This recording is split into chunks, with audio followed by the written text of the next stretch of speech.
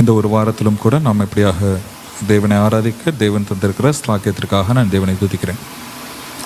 நம்முடைய சற்று நேர ஆராதனை தியானத்திற்கு பிரயோஜனமாக யோவான் சுவிசேஷம் 19ஆம் அதிகாரம் அதனுடைய 7ஆம் வசனம். யோவான் 19:7. இங்கே நான் வாசிக்கிறோம், எங்களுக்கு ஒரு நியாயப்பிரமாணம் உண்டு, இவன் தன்னை தேவனுடைய குமாரன் என்று சொன்னபடியினால் அந்த நியாயப்பிரமாணத்தின்படியே இவன் சாக வேண்டும். இயேசு கிறிஸ்துவ தெய்வமாக நாம் எல்லாரும் என்ன பண்ணுறோம்? வணங்குறோம். இது கிறிஸ்தவர்களுடைய தெய்வம்னு சொல்கிற பிற மக்கள், இயேசு கிறிஸ்துவ தெய்வம்னு ஏற்றுக்கொள்ளாத மக்களும் கூட இயேசு கிறிஸ்து ஒரு நல்ல மனிதர் அப்படின்னு என்ன பண்ணுறாங்க? நம்புகிறாங்க. அப்படி நம்புகிறவங்க அவங்க என்ன சொல்கிறாங்க? ஒரு நல்ல மனுஷன், ஒரு புரட்சியாளர், ஆனால் அவரை என்ன பண்ணிட்டாங்க? அடித்து கொன்னுட்டாங்க. அப்படி என்ன புரட்சி பண்ணார் அப்படின்னு கேட்கும்போது கிறிஸ்துவை அறியாத ஜனங்கள் அவங்க என்ன சொல்கிறாங்க? அவங்களோட பிற்போக்குத்தனத்தை, யாரோட பிற்போக்குத்தனத்தை? யூதர்களோட பிற்போக்குத்தனத்தை என்ன சொல்கிறது? எதிர்த்து நீங்கள் என்ன பண்ணுறீங்க? இது யாருடைய ஆலயம்? இது தேவனுடைய ஆலயம். இதை நீங்கள் எதா மாற்றுறீங்க? கல்லரோட குகையாக மாற்றுறீங்க. தேவ ஆலயத்தில் நீங்கள் வாங்கவும் விற்கவும் என்ன பண்ணுறீங்க? செய்கிறீங்க. அப்போ என்ன பண்ணாராம்? இயேசு கிறிஸ்து ஒரு புரட்சி பண்ணார் அப்படின்னு சொல்கிறாங்க. இப்படி இயேசு கிறிஸ்து புரட்சி பண்ணார். இயேசு கிறிஸ்து ஒரு என்ன சொல்கிறது, அவங்களோட சட்ட திட்டங்களுக்கு, அவங்களோட நியாயப்பிரமாணங்களுக்கு யூதர்கள் எதையெல்லாம் பெருசாக நினைக்கிறாங்களோ அதையெல்லாம் இயேசு கிறிஸ்து என்ன பண்ணுறாரு? உதறி தள்ளுறாரு. என்னது? இயேசு கிறிஸ்து அவங்க ஓய்வு நாளை பயங்கரமாக என்ன பண்ணுவாங்க? அனுசரிப்பாங்க. ஆனால் இயேசு கிறிஸ்து ஓய்வு நாளை குறித்து என்ன பண்ணுறாரு? ஓய்வு நாளில் கிரியை செய்கிறாரு இல்லையா? அதை என்ன பண்ணுறாங்க? இவங்க பாவம்னு சொல்கிறாங்க. அப்படி யூதர்களுக்கு இயேசு கிறிஸ்து ஒரு சிம்ம சொப்பனமாகவே என்ன பண்ணார்? இருந்தார். இயேசு கிறிஸ்துவை அவங்க பயங்கரமாக வெறுத்தாங்க.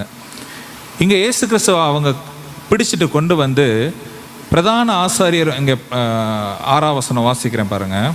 பிரதான ஆசாரியரும் சேவகரும் அவரை கண்டபோது சிலுவையில் அறையும் என்று சத்தமிட்டார்கள். அதற்கு பிலாத்து, நீங்களே இவனை கொண்டு போய் சிலுவையில் அறையுங்கள், நான் இவனிடத்தில் ஒரு குற்றமும் காணேன் என்றான். யூதர்கள் அவனுக்கு பிரதியுத்தரமாக, எங்களுக்கு ஒரு நியாயப்பிரமாணம் உண்டு, இவன் தன்னை தேவனுடைய குமாரன் என்று சொன்னபடியினால். இயேசு கிறிஸ்து யூதர்களோட பல விஷயங்களை கேள்வி கேட்குறாரு.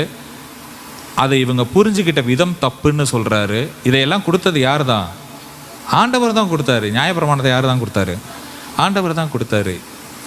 ஆண்டவர் கொடுத்த கட்டளையை வச்சுக்கிட்டு ஆண்டவருக்கு விரோதமாகவே என்ன பண்ணுறாங்க? இவங்க பேசுகிறாங்க. இவங்க என்ன சொல்கிறாங்க பாருங்கள், எங்களுக்கு ஒரு நியாயப்பிரமாணம் உண்டு, இவன் தன்னை தேவனுடைய குமாரன்னு சொன்னான் அப்படின்னு இயேசு கிறிஸ்து மேலே இயேசு கிறிஸ்து மேலே அவங்க குற்றம் சுமத்துறாங்க.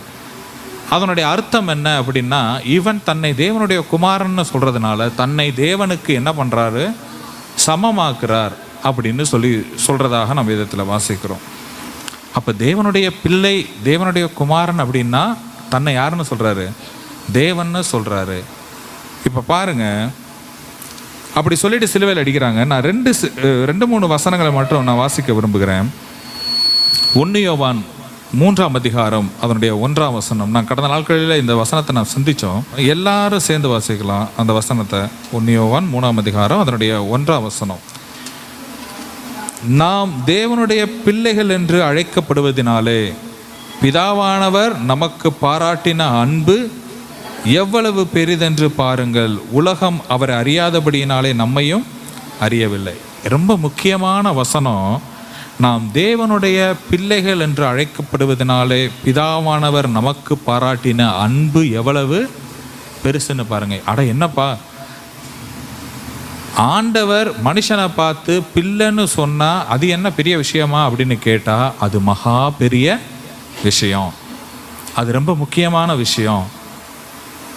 ஆண்டவர் மனுஷனை பார்த்து, வசனத்தில் வாசிக்கிறோம், மனுஷனை நினைப்பதற்கும் அவனை விசாரிப்பதற்கும் அவன் எம்மாத்திரம். இந்த மனுஷனை பார்த்து என் பிள்ளைன்னு சொல்லும்போது அது ஏதோ பேச்சுக்கு சொல்லுவார், பேச்சுக்கு பிள்ளைன்னு வேணால் மனுஷனை சொல்லுவார். நம்ம சொல்லுவோம் இந்த பிள்ளைகளை எங்கள் பிள்ளைங்க மாதிரி தான் அப்படின்னு சொல்லுவோம் பிள்ளைங்களை. அப்படி எங்கள் பிள்ளைங்க மாறின்னு சொல்கிறதுனால நம்மளோட சொத்தெல்லாம் அந்த பிள்ளைங்களுக்கு எழுதி கொடுத்துருவோமா? இல்லை.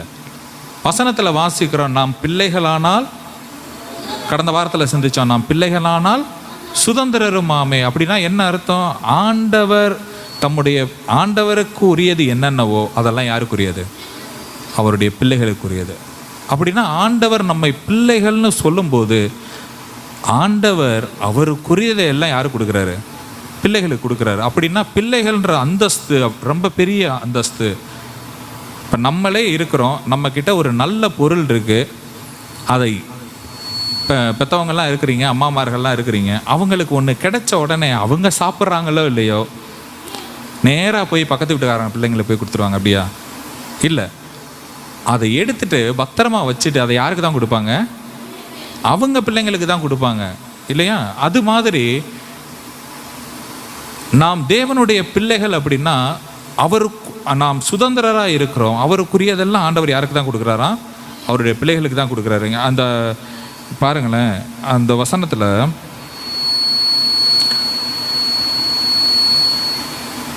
ரோமருக்கு எழுதின நிருபம் 9ஆம் அதிகாரம்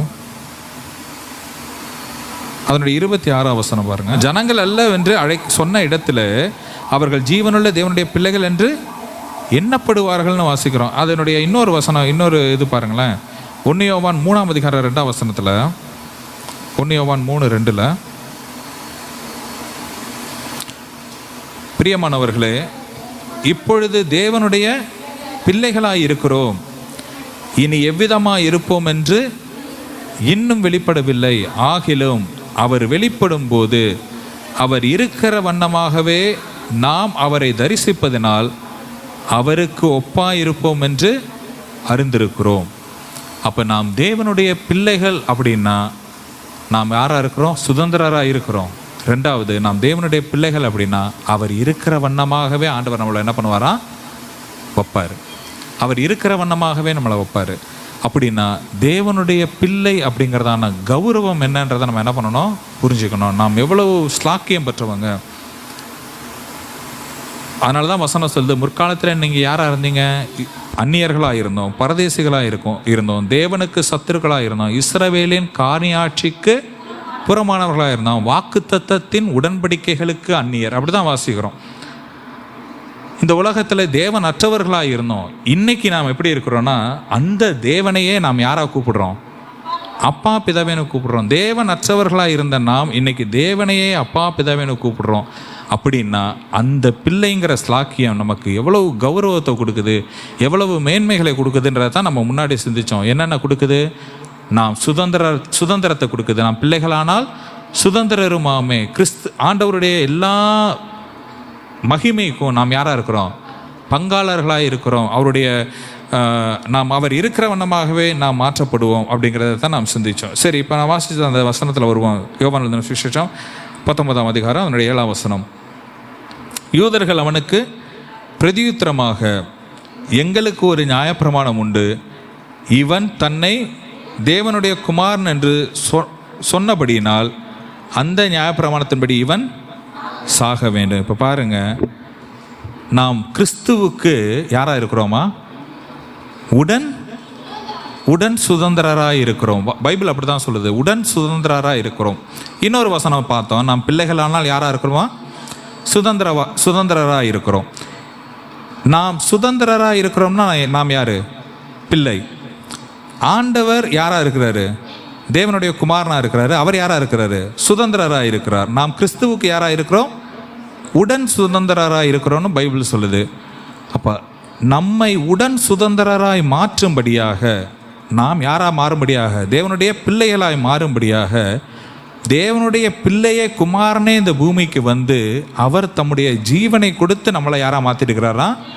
பிள்ளையாக மாற்றிருக்கிறாரு. பைபிள் அதனால தான் சொல்லுது, தேவன் தம்முடைய ஒரே பேரான குமாரனை விசுவாசிக்கிறவனவனோ தம்முடைய ஒரே பேரான குமாரன். அப்போ ஒரே ஒரு குமாரன் தான். அப்படித்தானே பைபிள் சொல்லுது. தம்முடைய ஒரே பேரான குமாரனை விசுவாசிக்கிறவன் எவனோ அவன் கெட்டு போகாமல் நித்திய ஜீவனை அடையும்படிக்கு அவரை தந்தருளி இவ்வளவாய் உலகத்தில் அன்பு கூர்ந்தார். அப்போ ஆண்டவர் தம்முடைய ஒரே பேரான குமாரனை தந்தருளி உலகத்தில் அன்பு கூர்ந்தார் அப்படின்னா அந்த குமாரனை கொடுத்து நம்மளையெல்லாம் யாராக மாற்றிருக்கிறாரு? பிள்ளைகளாய் மாற்றியிருக்கிறார். அப்போ இதுதான் தேவனுடைய அன்பு. பைபிள் சொல்லுது அறிவுக்கு எட்டாத அன்பு. தம்முடைய குமாரனை இந்த பூமிக்கு தந்து தனக்கு எல்லாவற்றுக்கும் சுதந்திர வசனத்தில் வாசிக்கிறோம். சகலமும் அவரை கொண்டும் அவருக்கென்றும் படைக்கப்பட்டதாக நம்ம வேதத்தில் வாசிக்கிறோம். அவரை கொண்டு, யாரை கொண்டு? இயேசு கிறிஸ்துவை கொண்டு. அவருக்கென்று, யாருக்கென்று? இயேசு கிறிஸ்துவை கண்டு. பிதாவாகிய தேவன் சகலத்தையும் அவரை கொண்டு அவருக்கென்று படைத்தார். அப்படின்னா மனுஷனே யாருக்காக தான் படைச்சாரு? அவருக்காக தான் படைச்சாரு. ஆனால் அந்த மனுஷனுக்காக தம்முடைய குமாரனே என்ன பண்ணுறாரு? கொடுக்கிறார். அதனால தான் பைபிள் சொல்லுது எவ்வளவு பெரிதான அன்பு, தேவனுடைய அன்பு. பிரியமானவர்களே, இந்த காலவேளையிலே கர்த்தரை ஆராதிக்க வந்திருக்கிற நாம் தேவனுடைய அன்பை நாம் தியானிக்கணும். இந்த பாட்டில் கடைசி வரி, இதிலெல்லாம் நீங்கள் அந்த வரியெல்லாம் படித்து பார்த்தீங்க அப்படின்னா, முகத்தினில் துப்பி முதுகினில் அடித்தார் அகத்தை படைத்தவா ஸ்துதி உமக்கு. இந்த பாட்டு பரிசுத்த பரனே ஸ்துதி உமக்குன்னு ஆரம்பிக்குது. அதில் அந்த வரி இப்படி வருது, முகத்தில் துப்பி என்ன பண்ணுறாங்களா? முதுகில் அடித்தாங்க. அப்படின்னா நல்ல யோசனை பண்ணி பாருங்க. தம்முடைய ஒரே பேரான குமாரனுக்காகத்தான் இந்த பூமியை உண்டாக்கினாரு, சகல சிருஷ்டியை உண்டாக்கினாரு, மனுஷனாகிய நம்மே உண்டாக்கினாரு. ஆனால் அந்த மனுஷனுக்காக ஆண்டவர் தம்முடைய குமாரனே என்ன பண்ணுறாரு? கொடுக்குறாரு.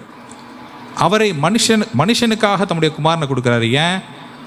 அவனை குமாரனை கொடுத்து தான் அவனை யாராக மாற்றணும்? மனுஷனை பிள்ளைகளாக மாற்றணும். தம்முடைய குமாரனை கொடுத்து மனிதர்களாகிய நம்மை தேவன் தம்முடைய பிள்ளைகளாக மாற்றியிருக்கிறார். அப்படி ஆண்டவர் நமக்காக மரித்ததுனால தான் நாம் கிறிஸ்துவுக்கு யாராக இருக்கிறோமா? உடன் சுதந்திரராக இருக்கிறோம். கிறிஸ்துவோடு கூட நாம் சுதந்திரராக இருக்கிறோம் அப்படின்னு வேதத்தில் வாசிக்கிறோம். அந்த வசனத்தை நாம் மறுபடியும் கூட வாசிக்கலாம். யோவான் சுவிசேஷம் 19ஆம் அதிகாரம் அதனுடைய 7ஆம் வசனம்.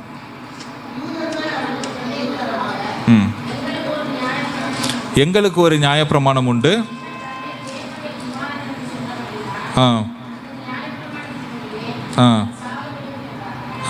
அந்த நியாயப்பிரமாணத்தின்படி இவன் என்ன பண்ணணும்?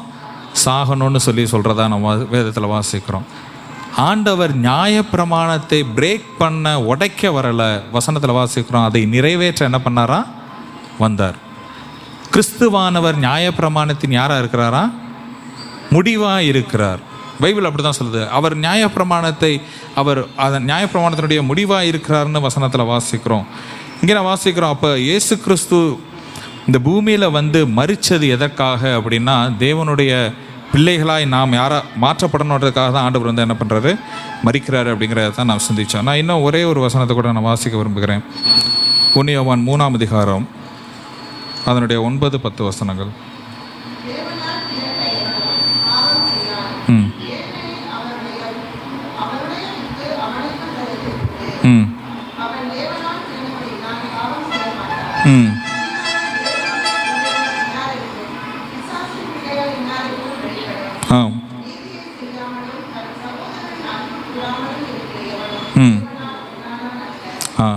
இதனுடைய கடைசியில் இப்படி முடியுது, நீதியை செய்யாமலும் தன் சகோதரனில் அன்பு கூறாமலும் இருக்கிற எவனும் தேவனால் உண்டானவன் அல்ல.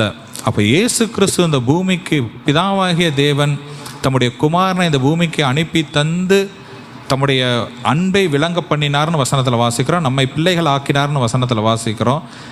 இதையெல்லாம் ஆக்கிட்டு ஆண்டவர் நம்மை அந்த அழைத்த அழைப்புக்கு பாத்திரவான்களாய் நடந்து கொள்ளுங்கள்னு வசனம் சொல்லுது. இங்கே நாம் சிந்திக்கிறோம், தேவனால் பிறந்தவன் என்ன பண்ண மாட்டான்? பாவம் செய்ய மாட்டான்னு சொல்லிட்டு கடைசியில் இப்படி சொல்லுது. என்ன சொல்லுது அப்படின்னா, தன் சகோதரனில் அன்பு கூறாமலும் இருக்கிற எவனும் தேவனால் உண்டானவன் அல்ல. அப்போ தேவனுடைய பிள்ளைகள் அப்படின்னா அவனுக்குள்ளே என்ன இருக்கணுமா? அன்பு இருக்கணும். இப்போ நாம் சிந்தித்தோம், நாம் கிறிஸ்துவுக்கு யாராக இருக்கிறோம்? உடன் சுதந்திரராக இருக்கிறோம். அப்படின்னா தேவனுடைய பிள்ளையாக இருக்கிறோம். தேவனுடைய பிள்ளைனா தேவனால் உண்டானவன் அர்த்தம். அப்படி தானே அர்த்தம்? தேவனுடைய பிள்ளைனா தேவனால் உண்டானவன். இங்கே நான் வாசிக்கிறோம், யார் சகோதரனிடத்தில் அன்பு கூறாமல் இருக்கிறானோ அவன் தேவனால் உண்டானவன் அல்ல. அப்போ கர்த்தரை ஆராதிக்க வந்திருக்கிற நாம் தேவனால் உண்டானவர்களா அப்படிங்கிறத நாம் சிந்திக்கணும். நான் தேவனுடைய பிள்ளைகள் ஆனால் நாம் சுதந்திரருமாம எல்லாம் சரிதான். தேவன் நம்மை பிள்ளைகளாக மாற்றிருக்கிறாரு. அவர் தம்முடைய சுதந்திரத்தை நமக்கு தந்திருக்கிறாரு. அவர் வரும்போது நம்மை அவர் இருக்கிற வண்ணமாகவே என்ன பண்ணுவாராம், மாற்றுவேன்னு சொல்லியிருக்கிறாரு. அவருக்குண்டான எல்லாவற்றையும் நமக்கு கொடுப்பேன்னு சொல்லியிருக்கிறாரு. ஆனால் இருந்தாலும் இந்த பூமியில் நாம் வாழும்போது நாம் அந்த அழைப்புக்கு பாத்திரமாகலாம் நடந்து கொள்ளணும். ஆண்டவர் நம்மளை பிள்ளைகள்னு அழைக்கிறாரு அப்படின்னா அந்த அழைக்கிற அழைப்புக்கு நம்ம எப்படி இருக்கணுமா, பாத்திரவாங்களாக நடந்து கொள்ளணும். எப்படி பாத்திரவானா நடந்து கொள்ளணும்? நாம் தேவனால் உண்டானவர்களானால் நாம் சகோதரனிடத்தில் என்ன பண்ணணும், அன்பு கூறணும். நாம் என்ன பண்ணணும், பாவத்துக்கு விலகி ஓடணும் இல்லையா? இங்கே நான் வாசிக்கிறேன், தன் சகோதரனிடத்தில் அன்பு கூறாதவன், பைபிள் அப்படி தான் சொல்லுது, கண்ட சகோதரனிடத்தில் அன்பு கூறாதவன் காணாத தேவனிடத்தில் எப்படி அன்பு கூறுவான். நாம் பார்க்குற ஒரு மனுஷனை நம்மளிடத்தில் அன்பு கூற முடியலை அப்படின்னா பார்க்காத தேவனிடத்தில் நம்மளால் அன்பு கூற முடியாது. ஆகவே நாம் கர்த்தரை ஆராதிக்க வந்திருக்கிற நாம் இன்னும் அதிகமாக தேவனிடத்தில் அன்பு கூறுவோம். அவர் நம்மிடத்தில் முந்தி அன்பு கூர்ந்தார். நாம் அவருக்கு என்ன பண்ணணும், திரும்ப அவரிடத்தில் அன்பு கூற கடமைப்பட்டிருக்கிறோம். நாம் பிள்ளைகள் அப்படிங்கிறதுனால நமக்கு பொறுப்பு அதிகம். நம்ம என்னென்னலாம் சிந்திச்சோம்னா நாம் பிள்ளைகள் அப்படிங்கிறத அந்த அந்தஸ்தில் நமக்கு கிடைக்கிறதான பெனிஃபிட்ஸ் ஜாஸ்தியாக இருக்குது. அதையெல்லாம் நம்ம சிந்தித்தோம். அதே நேரத்தில் நம் பிள்ளைகள்ன்ற அந்த இடத்துல இருந்து பார்க்கும்போது நம்முடைய பொறுப்புகளும் அதிகமாக இருக்குது. அதையும் நான் அந்த காலை வேளையில் தியானிக்கிறவர்களாக நாம் காணப்படுகிறோம். இந்த மேஜை மீது வைத்திருக்கிற அப்பமும் ரசமும் நம்முடைய தேவன் நம்மை பிள்ளைகளாய் மாற்றும்படியாக தேவன் தம்முடைய குமாரனை இந்த பூமிக்கு அனுப்பி தந்து அவரை நமக்காக மரிக்க ஒப்பு கொடுத்த அந்த மகத்துவமான அந்த தியாகத்தை நமக்கு நினைப்பூட்டுகிறது. இந்த காலை வேளையிலே நாம் தியானிப்போம். அந்த தியானத்தோடு கூட நாம் மேஜையில் பங்கு பெறுவோம். நாம் சிந்தித்தது போல சட்டத்திட்டங்களை வச்சு என்ன பண்ணுறாங்க, ஆண்டவர் என்ன பண்ணாங்க, தன்னை தேவனுடைய குமாரன்னு சொன்னான்னு சொல்லிட்டு ஆண்டவரை சிலுவையில் அடித்து கொண்டாங்க. அந்த சட்டத்திட்டத்தை ஆண்டவர் இன்னைக்கு வரைக்கும் வச்சுருந்தாரு அப்படின்னா யாருமே ஆண்டவருடைய சமூகத்தில் வந்திருக்க முடியாது. ஆண்டவர் அன்பை வெளிப்படுத்தி, பைபிள் அப்படி தான் வாசிக்கிறோம், அன்பை விளங்க பண்ணினார்னு வாசிக்கிறோம். அன்பை வெளிப்படுத்தி நம்ம மீட்டு கொண்டு இருக்கிறார். ஆகவே அந்த அன்புக்கு முன்பதாக நாமே தாழ்த்துவோம். அந்த அன்பை நாமும் என்ன பண்ணணும், மற்றவங்களுக்கு கொடுக்கணும்னு தான் பைபிள் சொல்லுது. அப்படி இருக்கிறவங்க தேவனுடைய பிள்ளைகளாக இருப்பாங்கன்னு பைபிள் சொல்லுது. ஆகவே இதை இந்த காலவெளியில் தியானித்து இந்த மேஜையில் பங்கு பெறுவோம். கர்த்தர் நாமம் பெறுவதாக. ஆமென்.